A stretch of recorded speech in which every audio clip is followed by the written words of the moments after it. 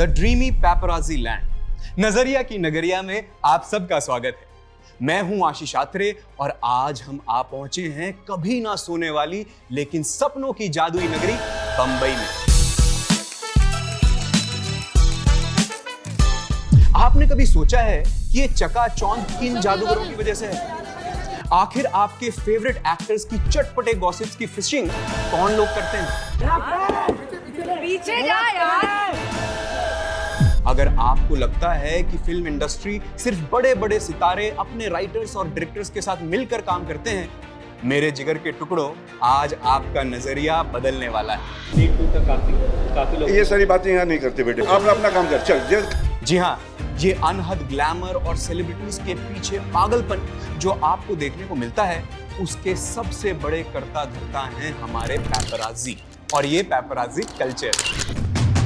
The current scene हल्के में ले रहे हैं? चलिए अपने इंस्टा पर स्क्रॉल कीजिए और देखकर बताइए कि विरल भयानी, मानव मंगलानी और योगेश शाह के कितने फॉलोअर्स हैं। At an average 8 million subscribers हैं। अब बताइए, इनको इग्नोर किया जा सकता है भला? देखिए, एक दौर में टैबलॉइड्स का बोलबाला था। सेलिब्रिटीज के अफेयर्स, झगड़े, सारे कर्मकांड इन टैबलॉइड्स में छपते थे, जिनमें से काफी कुछ अफवाह भी होता था। अब यही काम सोशल मीडिया के जमाने में अपने पैपराजी एक कैमरे के जरिए करते हैं। आपको हैरानी होगी कि इवन ये शब्द पैपराजी एक इटालियन मूवी के एक इरिटेटिंग जर्नलिस्ट कैरेक्टर पैपराजो से आता है, जिसका एक रफ मतलब इटालियन में भिनभिनाता हुआ मच्छर है। चैनल्स लाइक पिंक विला और इंस्टा बॉलीवुड ने पैपराजी कल्चर को थोड़ा ऑर्गेनाइज और पूरा कमर्शियलाइज करने में कोई कसर नहीं छोड़ी है। पैपराजी कल्चर सिर्फ पिक्चर्स कैप्चर करने तक सीमित नहीं है, ये एक पूरा इकोसिस्टम बन चुका है। सेलिब्रिटीज की पीआर एजेंसीज इस कल्चर में इंपॉर्टेंट रोल प्ले करती हैं, specially in the digital age, जहां एक परफेक्ट क्लिक के लिए लठमार तक हो जाती है। गेस कीजिए कि एक सिंगल शॉट की कीमत कितनी हो सकती है? रणबीर कपूर की वो पहली फोटो जो संजय दत्त बायोपिक के दौरान शूट हुई थी, उसकी अप्रॉक्सीमेट वैल्यू इमेजिन कीजिए। भाई, रिसर्च के हिसाब से 1 लाख, लेकिन मेरे हिसाब से उससे भी ज्यादा होगी। पैपराजी इंडस्ट्री रफली 100 करोड़ की इंडस्ट्री है, जिसमें एक एक फोटो कई हजारों तो कभी लाखों तक में बिकती है, depending on the exclusivity and demand.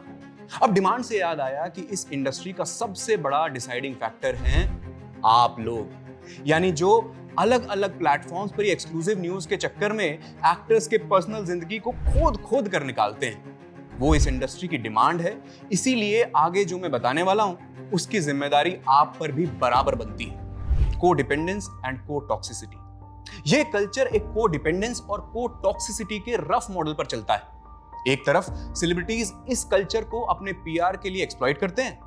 Movies release होने के टाइम पर ये पैपराजी को इंटेंशनली टिप देते हैं ताकि उनके कैंडिड शॉट्स वायरल हो सके। ये एक प्री प्लान सोशल कैंपेन का हिस्सा होता है। दूसरी तरफ जब सेलिब्रिटीज अपने पर्सनल स्पेस में होते हैं, तब यही कल्चर उनके लिए प्रॉब्लमैटिक हो जाता है, स्पेशली उनके बच्चों के लिए।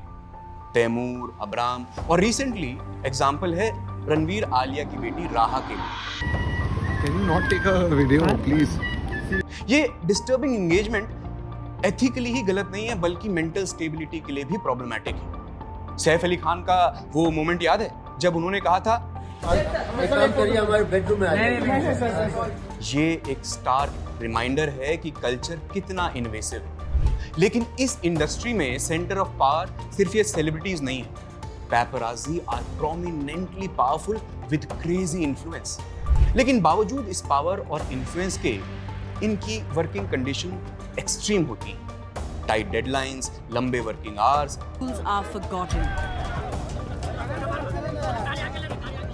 और लिमिटेड रिसोर्सेज के साथ ये लोग बॉइलिंग पॉइंट्स पर काम करते हैं। तो इसका सॉल्यूशन क्या है?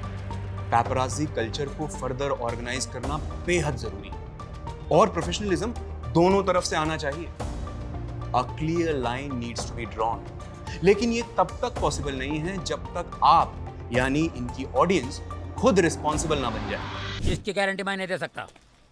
ये एक डिमांड और सर्विस इंडस्ट्री है। अगर आप एक्सप्लॉइटेटरी कंटेंट को कंज्यूम करना बंद कर देंगे तो ये इंडस्ट्री भी इवॉल्व करने पर मजबूर हो जाएगी। लेकिन इतना आसान नहीं है बाबा। हम सब एक दूसरे को जानते हैं। ऑडियंस को सेलिब्रिटीज के पर्सनल लाइफ में कम इन्वॉल्व होना चाहिए और उनके प्राइवेसी कंसर्न्स की इज्जत करनी चाहिए। अगर आप चीप एंटरटेनमेंट चाहते हैं तो आपको वही मिलेगा, चीप थ्रिल्स और डोपामिन रश। लेकिन अगर आप मौज मस्ती के साथ एथिकल एंटरटेनमेंट प्रेफर करते हैं तो आप इस इंडस्ट्री को भी बेहतर कर सकते हैं। Just think about it. ये थी हमारे इनसाइट पैपराजी कल्चर पर। अगर आपको ये वीडियो पसंद आई हो तो लाइक बटन ठोकें, शेयर करें और सब्सक्राइब करें हमारे चैनल नजरिया को। मैं आशीष आत्रे मिलूंगा आपको अपनी अगली वीडियो में। तब तक के लिए स्टे क्यूरियस, स्टे रिस्पॉन्सिबल।